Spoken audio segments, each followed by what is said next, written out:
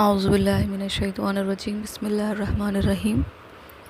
رحمت کن نظر بر حال زارم یا رسول اللہ غریبم بے نوایم خاک سارم یا رسول اللہ صلی اللہ علیہ وآلہ وسلم۔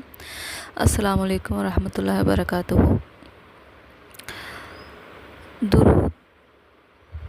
ایک ایسی نعمت ہے جس کو ہم ہر دن بھی اس کے اگر راز کو جاننا چاہیں تو یہ زندگی کم رہ جائے گی درود پاک کے راز کو جاننے کے لیے۔ لاسٹ ویڈیو میں یہ تھا کہ ہم لوگ ہر جائز حاجت کے لیے درود پڑھ سکتے ہیں۔ آج یہ بات سمجھنے کی کوشش کرتے ہیں کہ کیا حاجتیں بھی انسان کو اگر پوری کر دی جائیں تب بھی کیا وہ سکون حاصل ہوتا ہے؟ مثال کے طور پر میں نے کوئی چیز طلب کی، حلال طلب کی اللہ سے، اللہ نے مجھے وہ دے دی، لیکن کیا مکمل کامل سکون حاصل ہو چکا ہے؟ نہیں۔ پھر میرے اندر کوئی حلال طلب آئی، مثال کے طور پہ کسی کو رزق حلال ہے، اب وہ رزق حلال مل گیا، اب اس کو طلب آئی اللہ اس رزق کو بڑھا دے، اب اللہ سے ہم دعا کر رہے ہیں اللہ اس میں اور بڑھا دے، اس میں اور اضافہ کر دے، اللہ مجھے گھر بھی عطا کر دے، اللہ مجھے میرے لیے ایک گاڑی کا بھی انتظام کرتے، ایکسیکٹرا ایکسیکٹرا۔ اس طریقے سے ہماری الگ ایک سیکوینس بنتا جاتا ہے خواہش کا، جائز خواہش کا۔ ناجائز کی تو میں باتیں نہیں کر رہی، جائز خواہش کا۔ تو ہم درود پڑھ رہے ہیں یا ہم وظائف کر رہے ہیں یا ہم اللہ سے دعا کر رہے ہیں،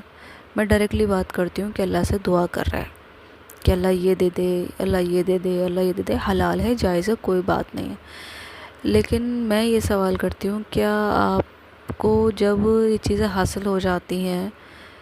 کیا آپ اتنا شکر ادا کر پاتے ہو جتنا آپ جب اللہ سے طلب کر رہے ہو، جتنی شدت کے ساتھ اللہ سے طلب کر رہے ہو اس نعمت کو، اس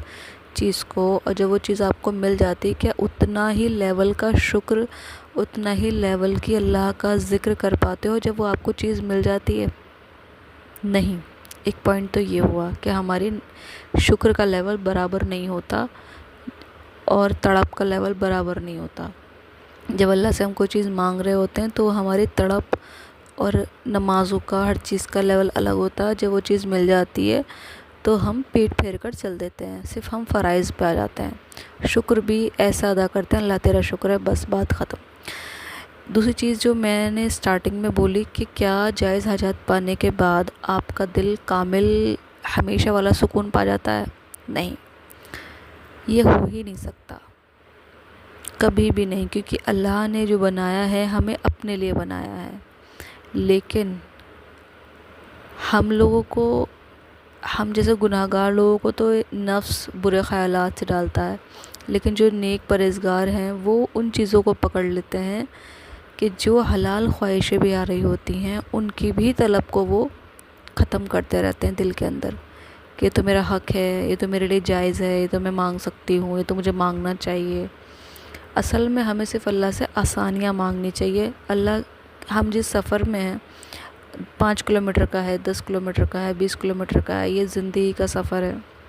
صرف اللہ سے آسانی مانگنے کو کہا ہے جو ہونا چاہیے، لیکن ہم ہر 5 کلومیٹر 10 کلومیٹر پہ کچھ نہ کچھ اللہ سے مانگتے رہتے ہیں۔ اور اصل میں ہمیں مانگنی چاہیے کہ اللہ ہمارے لیے آسانیاں فرما، جو بھی تو راستہ لے کر ہمیں جائے گا اپنے آپ تک تو ہر اس قدم قدم پہ ہمارے لیے آسانی فرما، لیکن ہمیں جائز خواہشات کے بھی چنگل میں نفس پھنساتا ہے اور وہ ہمیں اللہ سے مانگنے نہیں دیتا، صرف اللہ سے ہمیں جائز خواہشات میں لگا دیتا ہے، جیسے کہ نیک اولاد۔ اب اولاد مانگو، اولاد مانگو، اولاد مانگو، زندگی ہے یا نہیں اگلے وقت، موت رکھی ہے شاید اگلے وقت، لیکن اولاد مانگتے مانگتے ہمیں موت آ گئی۔ کیا ہی اچھا ہوتا کہ میں نے اللہ سے اللہ کو مانگ لیا ہوتا، میں نے اپنے لیے یہ مانگا کہ اللہ مجھے وہ مقام مل جائے، کیا ہی اچھا ہوتا کہ میں نے اللہ سے اللہ کو مانگ لیا ہوتا۔ میرا وقت اتنا ضائع ہو گیا، مجھے کیا معلوم تھا کہ میرے ساتھ نفس ہی میرا سب سے بڑا جو دشمن بنا ہوا ہے وہ نفس ہی ہے، اور وہ مجھے جائز خواہشات میں لگا کر اللہ سے ہی دور کر رہا ہے۔ اس چیز پہ غور کریے کہ ہم لوگ درود شریف کے ذریعے کیا صرف اللہ کو مانگ رہے ہیں اللہ سے، یا جو جائز خواہشات ہیں ابھی بھی ہم اسی میں لگے ہوئے ہیں۔ کوئی برائی نہیں ہے جائز خواہشات مانگنا، لیکن اگر جو طالب محبوب ہے، طالب رب العزت ہے، تو اس کے لیے یہ غور فکر کا معاملہ ہونا چاہیے کہ کیا خواہش نے ہی مجھے گھیر رکھا ہے چاروں طرف سے، چاہے وہ جائز ہی کیوں نہ ہو، یا میرا کچھ اللہ کے یہاں کچھ رابطہ ہے، یا اللہ سے کچھ اصلیت والا، خالص والا اور ریئل والا رشتہ بھی ہے۔ غور کریے اس چیز پر، اور خوب سارا درود شریف پڑھیے اور پڑھوائیے، کیونکہ زندگی بہت مختصر ہے۔ جس طرح فلسطین کے لوگ شہادت کا جام پی پی کر جا رہے ہیں، واللہ عالم ہماری زندگی کس دن ختم ہو جائے گی ہمیں نہیں معلوم۔ فرائض کی پابندی کیجیے، اللہ سے توبہ استغفار کیجیے، اور ہر وقت اپنے گناہ کی اور امت کی مغفرت طلب کیجیے، اور خوب سارا درود شریف پڑھیے اور پڑھوائیے۔ السلام علیکم ورحمۃ اللہ وبرکاتہ۔